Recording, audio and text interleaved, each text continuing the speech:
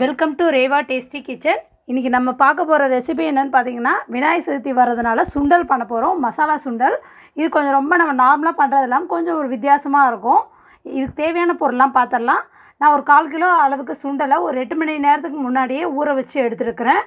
கொஞ்சமாக துருவின தேங்காய், தேவையான அளவுக்கு கருவேப்பிலை, 1 டேபிள் ஸ்பூன் அளவுக்கு தனி மிளகாத்தூள், நெக்ஸ்ட்டு பார்த்திங்கன்னா ஒரு 1/2 ஸ்பூனுக்கு அளவுக்கு கடுகு, ஒரு 1/2 ஸ்பூன் அளவுக்கு உளுத்தம்பருப்பு, தேவையான அளவுக்கு உப்பு, தேவையான அளவுக்கு எண்ணெய், ஒரு 1/2 ஸ்பூன் அளவுக்கு பெருங்காயத்தூள். இது எப்படி செய்யலான்றதை பார்க்கலாம்.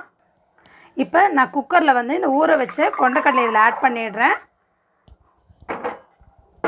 ஆட் பண்ணிவிட்டு கொஞ்சமாக இதுக்கு தேவையான அளவுக்கு உப்பு போட்டுக்கலாம். ரொம்ப போட வேணாம், லைட்டாக போட்டுக்கலாம். ஏன்னா அப்போ தான் அந்த உப்பு பிடிக்கும், அதுக்காக தான். இப்போ இதை க்ளோஸ் பண்ணிடுறேன். இதை ஒரு 2 விசில் விட்டு பார்ப்போம்.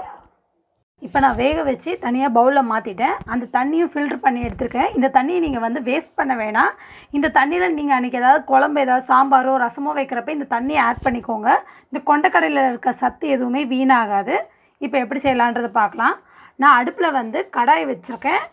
அந்த கடாய் நல்லா ஹீட் ஆகிடுச்சு. இப்போ அது கூட நான் கொஞ்சமாக எண்ணெய் ஆட் பண்ணிக்கிறேன். என்னோடய சேனலை யாராவது சப்ஸ்கிரைப் பண்ணாமல் இருந்தீங்கன்னா சப்ஸ்கிரைப் பண்ணுங்கள். அது பக்கத்தில் இருக்க பெல் ஐக்கானை ப்ரெஸ் பண்ணுங்கள். அப்போ தான் நான் போடுற வீடியோஸ்லாம் உங்களுக்கு நோட்டிஃபிகேஷனோடு வரும். இப்போ இதோடு நான் கடுகு ஆட் பண்ணிடுறேன். அப்புறம் நெக்ஸ்ட்டு உளுத்தம்பருப்பு.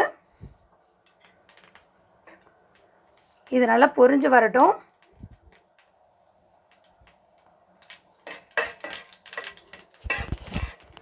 இப்போ இதோட நான் கருவேப்பிலையை ஆட் பண்ணிக்கிறேன்.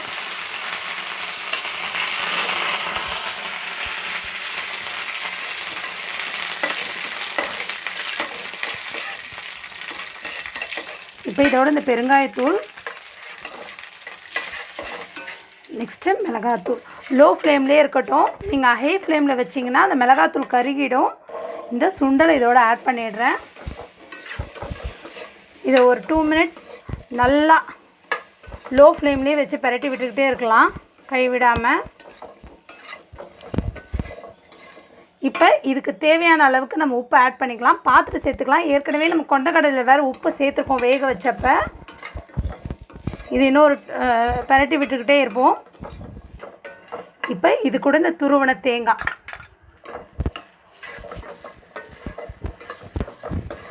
கொஞ்சம் அந்த தேங்காய் அந்த ஈரசத்து போகிற அளவுக்கு வறுபட விடலாம்.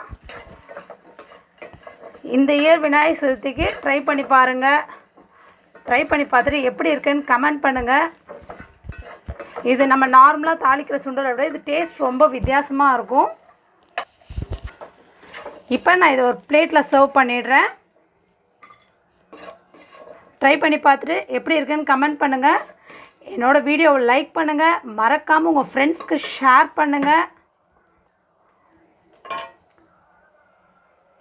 Advance happy Vinayagar Chaturthi.